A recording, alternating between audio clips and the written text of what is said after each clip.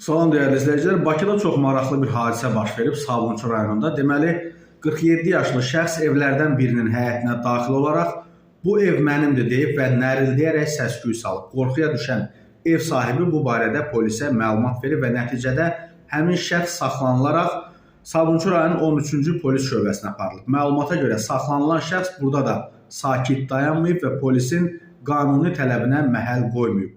Lentazın məlumatına görə şöbədə onun barəsində tərtib olunan protokollar baxılması üçün məhkəməyə göndərilib. İşin maraqlı tərəflərindən biri də məhkəmədə yaşanıb. Belə ki, barəsində inzibati xəta üzrə icraat aparılan şəxs məhkəmə zalında özünü normal aparmayaraq çölə çıxıb və özünü də tanımadığını deyərək ifadə verməkdən imtina edib. Məhkəmənin qərarı ilə həmin şəxs 15 gün müddətinə həbs edilib. İndi maraqlıdır görək, həmin bu şəxs üçün 15 gün müddət bəs eləyəcək yoxsa yox?